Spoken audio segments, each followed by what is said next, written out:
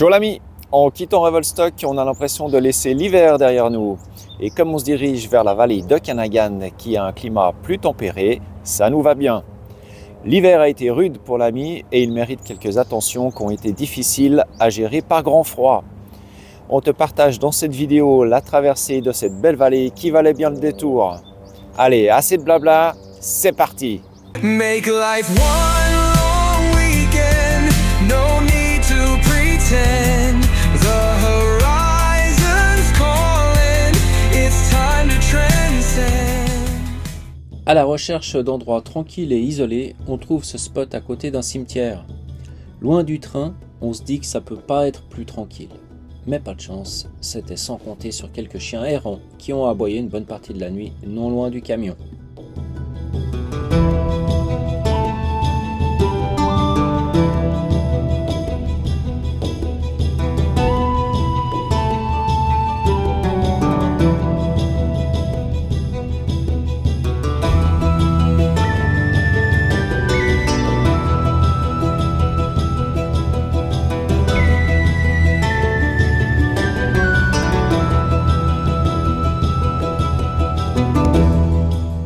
À Salmon Arm, on ressent une atmosphère de station balnéaire qui attend elles aussi les beaux jours.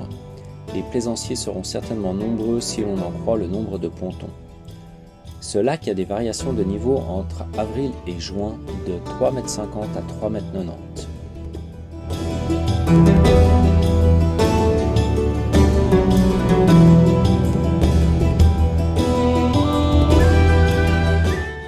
Avec ses 135 mètres de long, c'est la plus longue jetée en bois d'Amérique du Nord.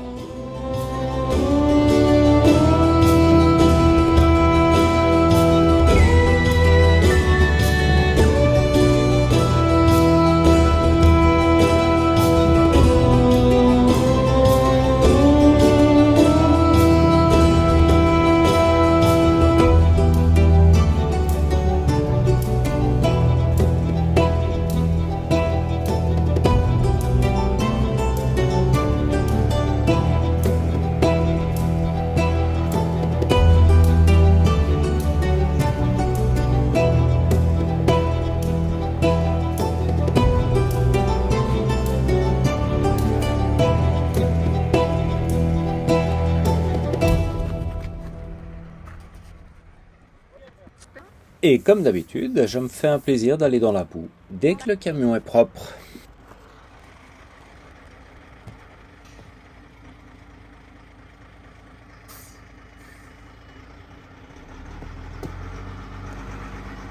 Là, on a vraiment trouvé un coin comme on les adore, loin de tout, dans la forêt, au bord de l'eau. Trop bien. Et là devant moi, il y avait des traces de gros chats, mais je ne sais pas lequel.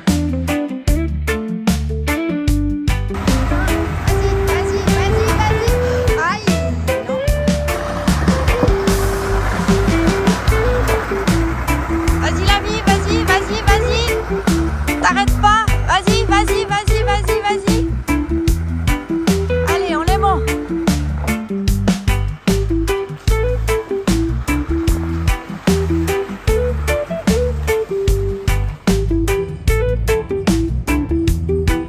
À la hauteur de Vernon, on prend la route jusqu'au parc provincial du lac Kalamalka, où une jolie randonnée nous tend les bras entre forêt de pins et plage.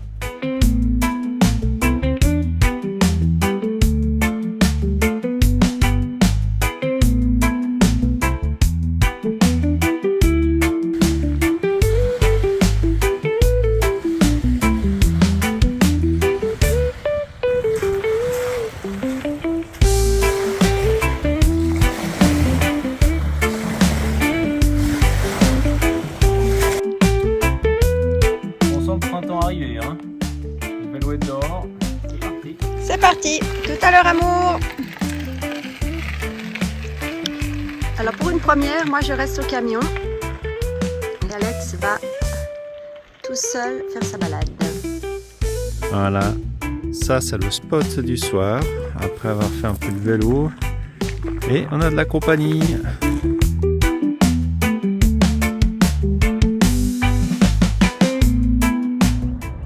le lac Kalamalka entre Vernon et Kelowna.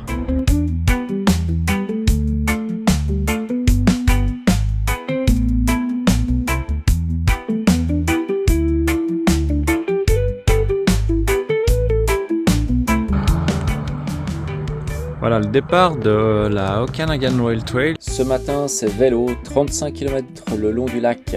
C'est une ancienne voie de chemin de fer réaménagée en piste cyclable et piétonne, magnifiquement entretenue.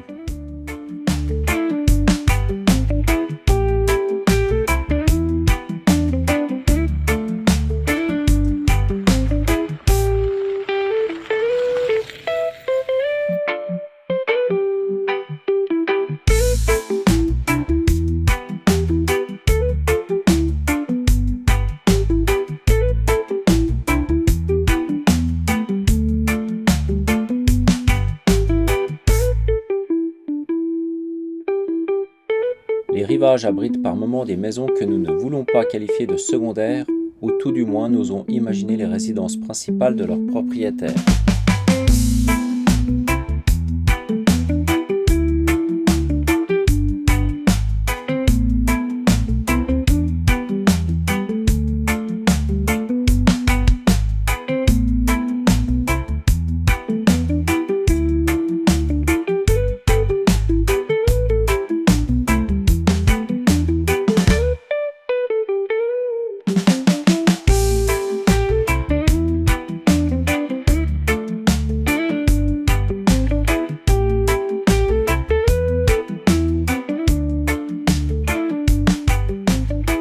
En face, on voit la plage où on était hier. On est descendu depuis la plaine d'herbe sur la gauche, remonté à la lisière de la forêt à droite, et puis ensuite on est rentré par la forêt.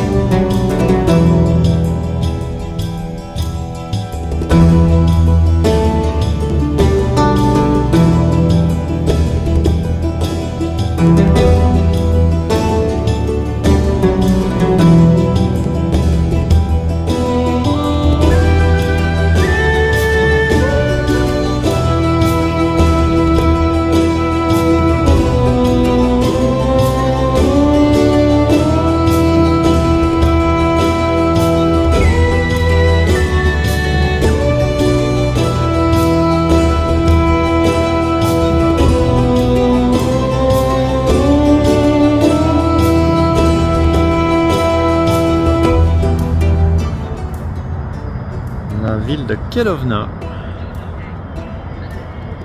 Là c'est le City Park. Et là on peut imaginer tous les bateaux. Et là on a sauna. Ah là là, sauna vitré.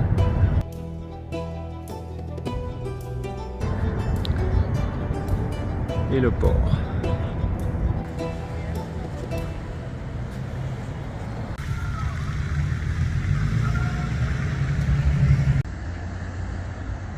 Le symbole de la ville au port,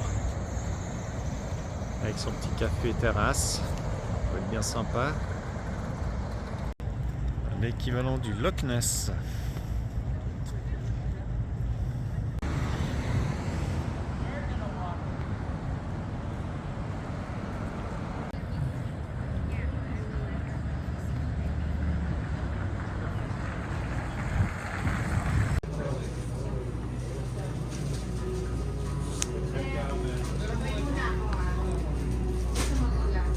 Alors un magasin absolument magnifique. avec des décorations, des pop-corn, de la confiture, des bonbons, du bœuf séché. Incroyable. On monte au Myrie Canyon en espérant passer à vélo les nombreuses passerelles de l'ancienne voie de chemin de fer. Mais la neige encore présente change nos plans. C'est en marchant qu'on découvre ces ponts magnifiques.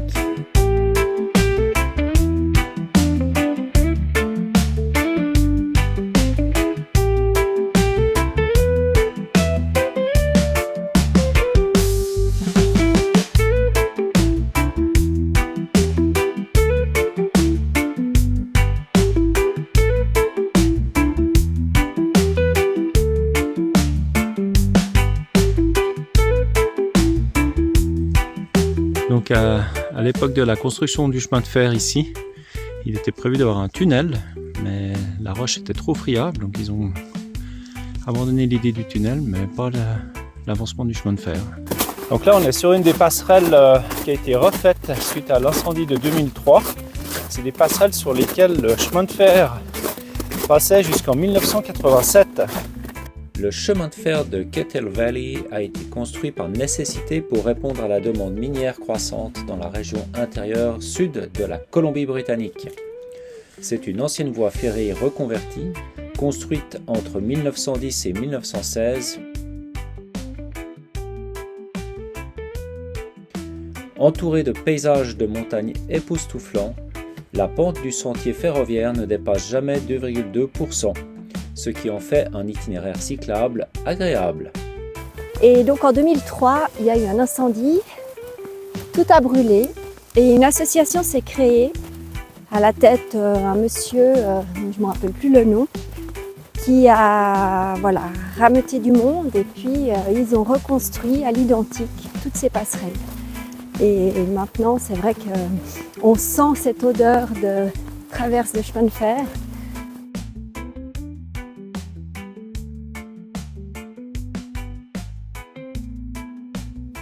C'est vraiment magnifique, trop beau, avec cette mer de brouillard en bas, c'est superbe.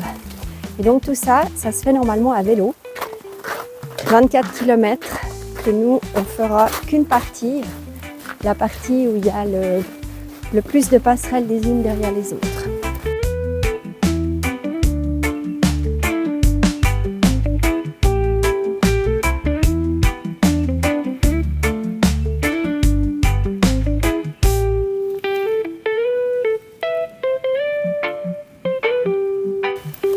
Voilà l'exemple d'un rail qui faisait 13 pieds et environ 600 kg.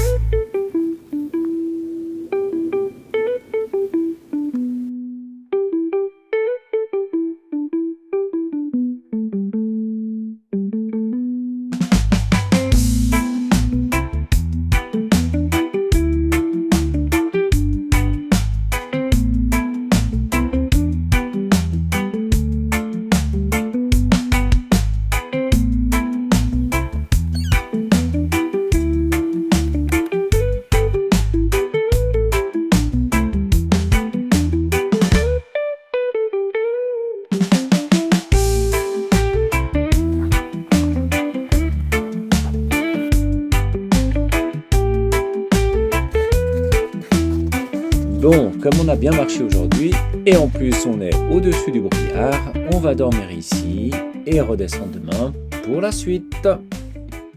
On n'aime pas les vidéos trop longues, on a donc décidé de séparer la vallée en deux parties. La suite parlera de spots sympas, de brasseries, de lieux sacrés, de pop de Première Nation et un peu de bricolage. D'ici là, porte-toi bien, ciao l'ami!